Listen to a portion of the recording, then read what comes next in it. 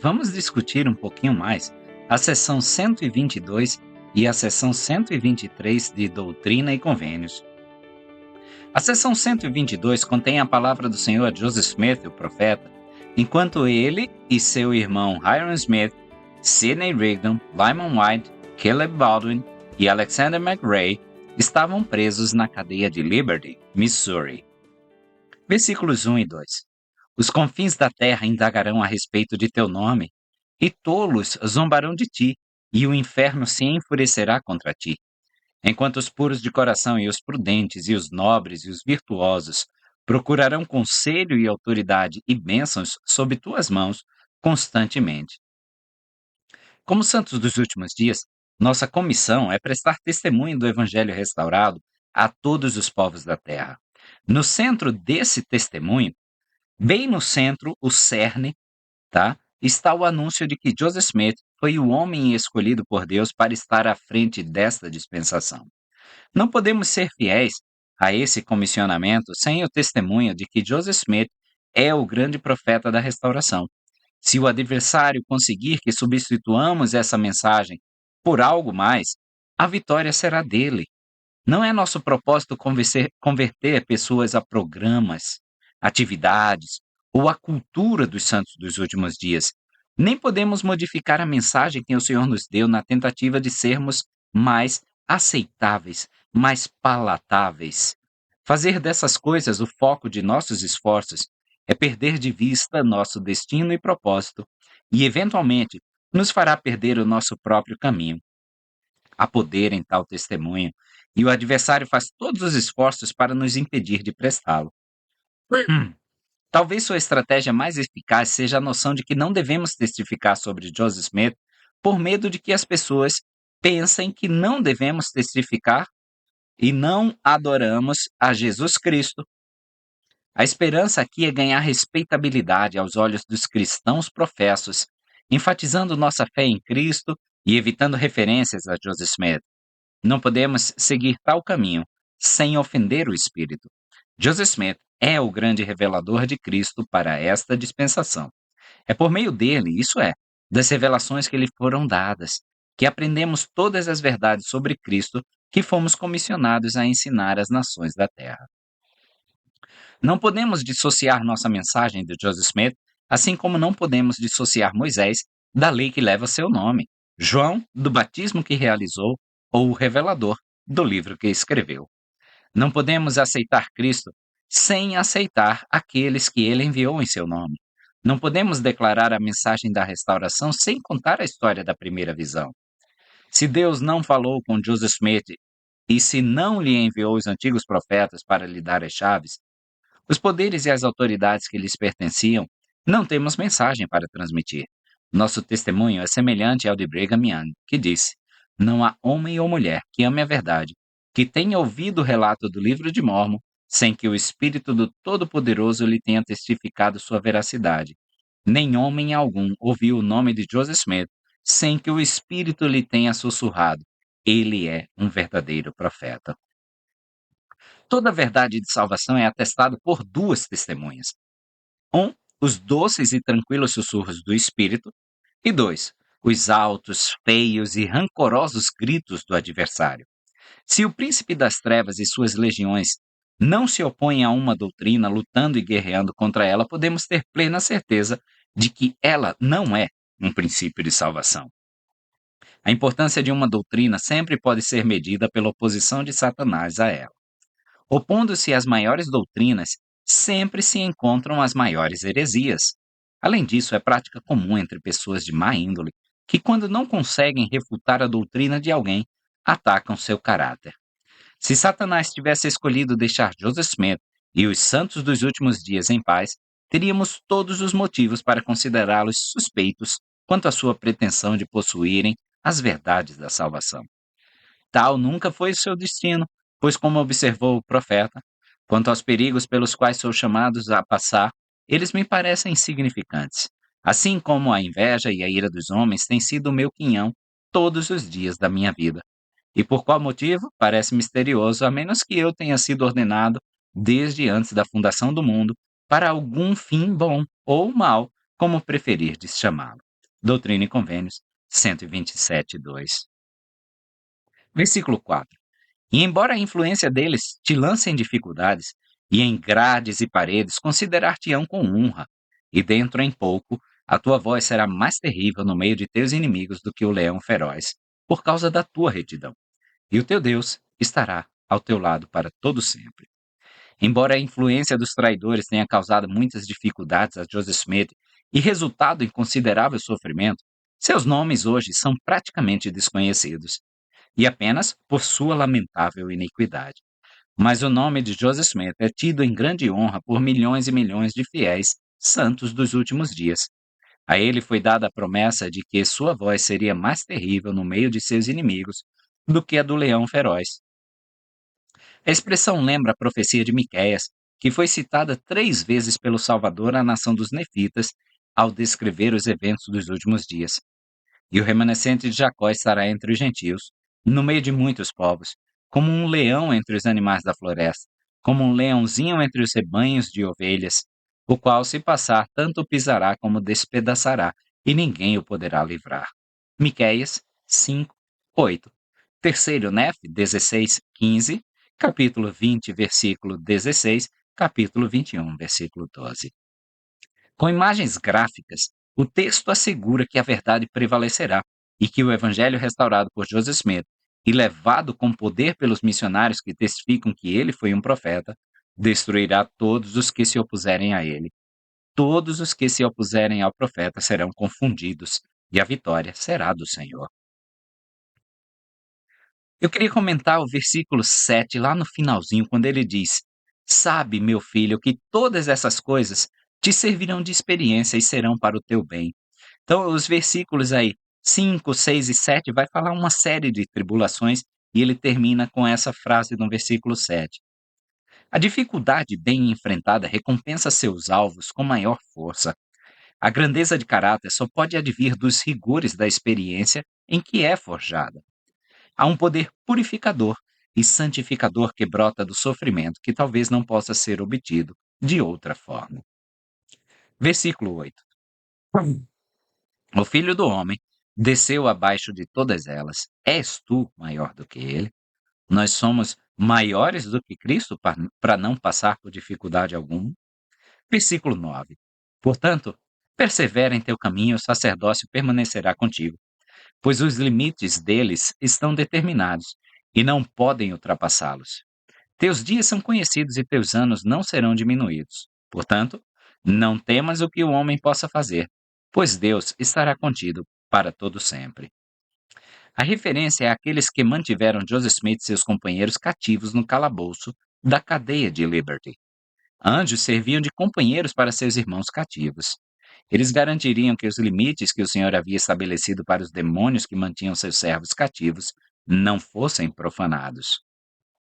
Pois há um tempo designado para cada homem segundo suas obras. Doutrina e Convênios 121, 25, estudamos essa semana.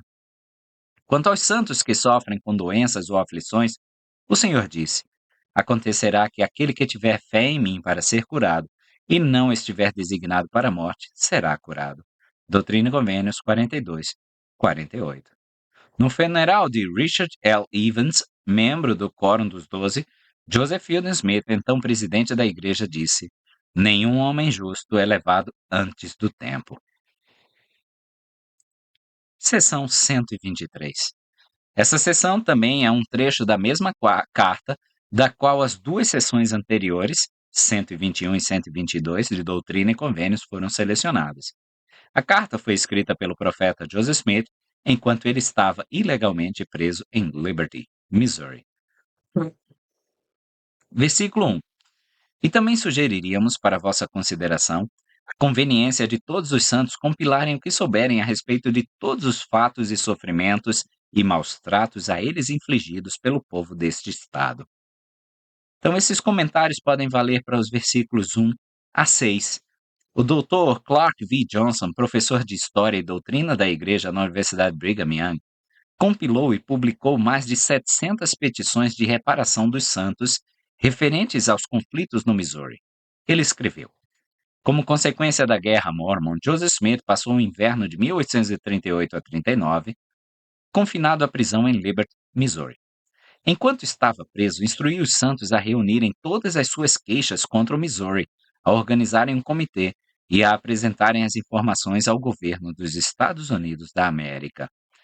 Joseph enviou uma mensagem aos santos para que preparassem declarações juramentadas de suas experiências recentes, com o objetivo de obter reparação do governo federal pelas perdas sofridas no Missouri nas mãos de mafiosos. Em 1839, os membros da igreja começaram a escrever declarações juramentadas de suas experiências no Missouri e a jurar sua autenticidade perante autoridades civis, incluindo juízes de paz, escrivães do Tribunal de Contas, escrivães dos tribunais de comissários do condado e tabeliões públicos em 2 condados de Iowa e 10 condados de Illinois. Assim, os santos tomaram todas as precauções para enviar documentos legais, sob juramento, autenticados pelos selos de autoridades do governo local. Eles até enviaram documentos autenticando as próprias autoridades. Durante os anos seguintes, os Mormons apresentaram esses documentos ao governo federal, em um esforço para obter reparação por seus sofrimentos no Missouri. As petições indicam que os santos de Nauvoo fizeram pelo menos 3 e provavelmente 4 tentativas separadas de obter reparação do Congresso. Os líderes da igreja fizeram o primeiro apelo no final de 1839. Joseph Smith liderou a delegação mormon, que originalmente consistia de Elias Higbee, Sidney Rigdon e Orrin Porter Rockwell. Robert Foster, mais tarde, juntou-se ao grupo como médico de Sidney Rigdon. O profeta e Higbee foram os primeiros membros da delegação a chegar a Washington, D.C., chegando em 28 de novembro de 1839. No dia seguinte, eles se encontraram com o presidente Martin Van Buren, que demonstrou alguma compaixão, mas não ofereceu assistência. Em 23 de dezembro de 1839, Rigdon, Foster e Rockwell chegaram a Washington, D.C. juntos.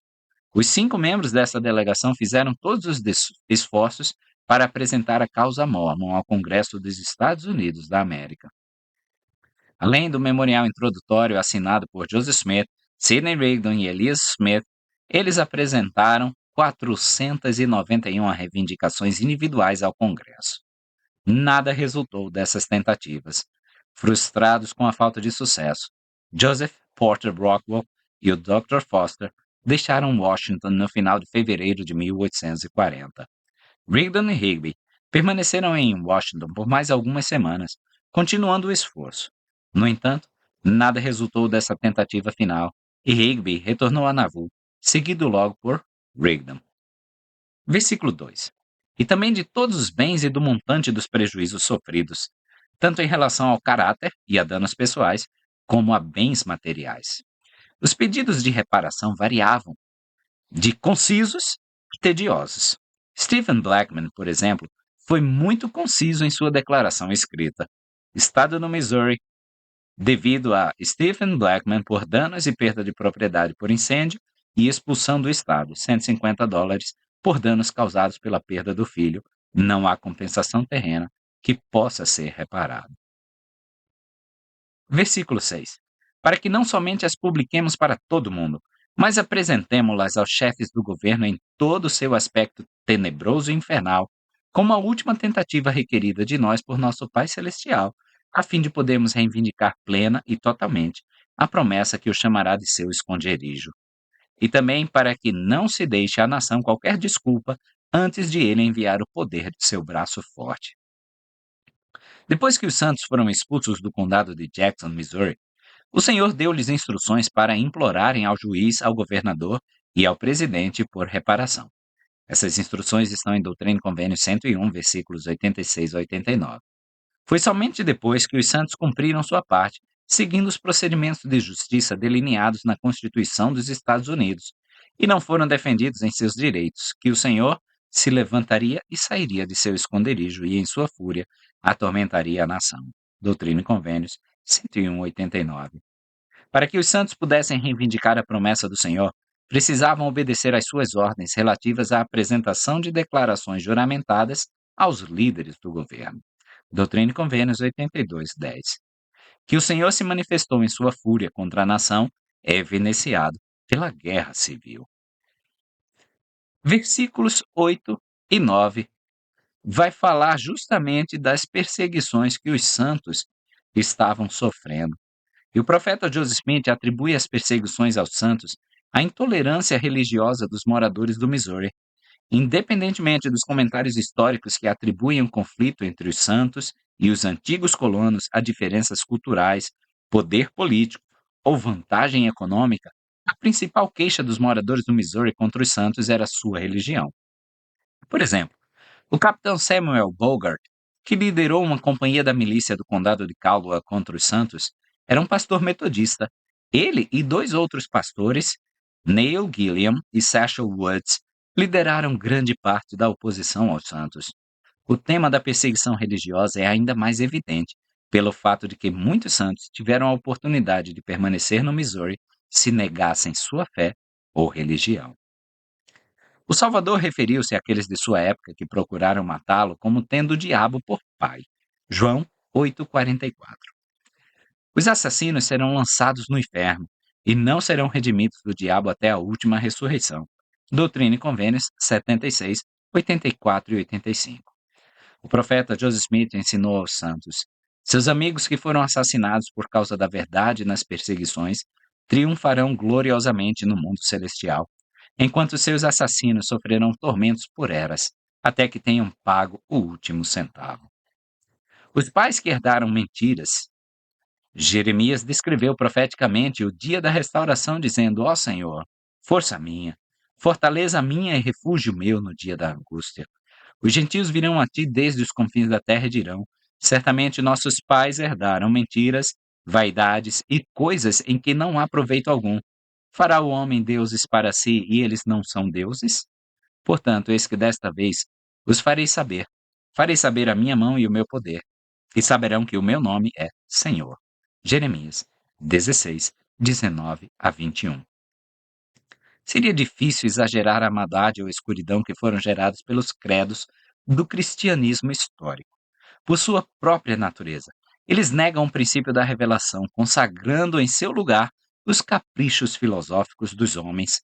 São as bandeiras dos tiranos e as cores sob as quais os inimigos do arbítrio e da liberdade religiosa têm marchado. Eles têm sido a fonte da licenciosidade pela qual os santos de Deus têm sido perseguidos, saqueados, torturados e assassinados, geração após geração. São filhos do sacerdócio, nascidos para mistificar as verdades simples do céu, de tal maneira a convencer o buscador honesto da verdade de que somente aqueles que foram batizados nos sofismas dos homens podem entendê-las. Assim, ao bloquear a luz do céu, causam um eclipse espiritual e se estabelecem como o caminho da verdade e da luz. Onde quer que se encontrem credos, pode-se esperar encontrar um clero pago, as verdades simples do Evangelho envoltas nas vestes escuras do mistério, da intolerância religiosa e de uma história de derramamento de sangue. Dos versículos 11 a 17, eu gostaria de comentar o seguinte, que a necessidade de publicar a verdade para todo mundo nunca foi tão grande. Satanás estabeleceu um reino cujas doutrinas incluem todo tipo de mentiras a respeito do povo do Senhor e de sua igreja. Muitas pessoas entre as religiões do mundo sabem instintivamente que os credos de sua fé estão incorretos. Elas sabem, pelo Espírito de Deus, que são seus filhos e que foram criadas à sua imagem. A apostasia deixou o mundo estéril dos frutos da verdade. A restauração da plenitude do Evangelho proporcionou as verdades que os honestos de coração buscam.